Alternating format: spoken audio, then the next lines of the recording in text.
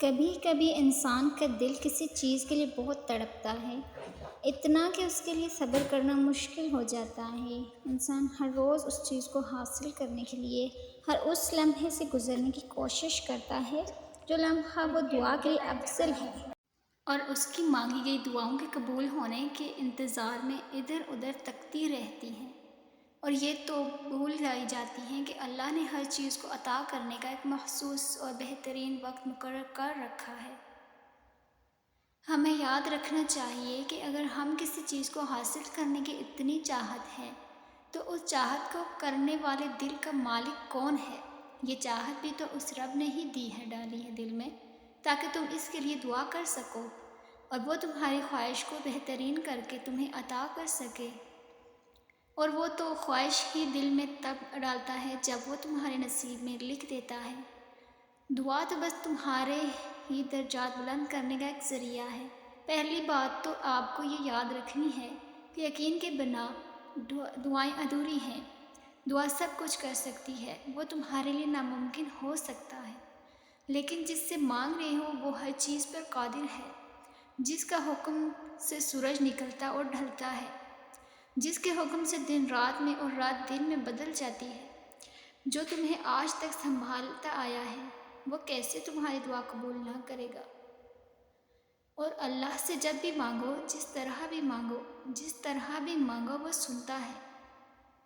وہ تمہاری خاموشی کو بھی سنتا ہے، وہ تمہارے سینوں میں چھپے راز بھی سے واقف ہے۔ بس تم کامل یقین کے ساتھ مانگو، پھر دیکھنا تمہاری مانگی ہوئی ہر دعا خود ہی معجزے رونما ہوتے نظر آئیں گے۔ تمہارا تہجد تک آنا ایک معجزہ ہے، جو دعائیں تمہیں تہجد تک لے آتی ہیں وہ بھی ایک معجزہ ہے، اور تہجد میں جو تم مانگو گے وہ بھی اللہ معجزے کی صورت میں تمہارے سامنے لائے گا، اور تم حیران رہ جاؤ گے۔ جب دعا کرو تو پورے یقین کے ساتھ کرو، یہ سوچ کر کہ میرا اللہ لازم مجھے یہ چیز دے گا، اور پھر اگر مگر ایسا ویسا کچھ بھی نہیں سوچو، اللہ سے اصرار کرو، بار بار کہو، زور دے کر کہو، کیونکہ دینے کے لیے اللہ کے لیے کوئی بھی چیز بڑی نہیں، اور اللہ بچوں کی طرح مانگنے والوں کو بہت پسند کرتا ہے۔ وہ تمہارے حالات سے ناواقف نہیں، وہ جانتا ہے کہ کون سا دکھ تم سے آنسوں میں بہا دیا اور کون سے دکھ کو خود میں ضبط کر لیا۔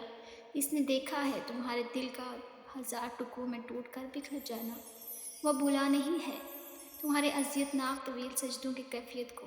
یقین کرو تمہاری دعائیں سنی جا چکی ہیں، تمہارے صبر کا سلسلہ لکھا جا چکا ہے، اور جب تمہیں تمہارے یقین کے معجزے دکھائے جائیں گے، تہجد کا سجدہ، تاکہ تم جان سکو کہ مخلص دل اختتام میں ہمیشہ جیت جاتا ہے، اور تقدیریں اللہ کے اشارے پر بدل جایا کرتی ہیں۔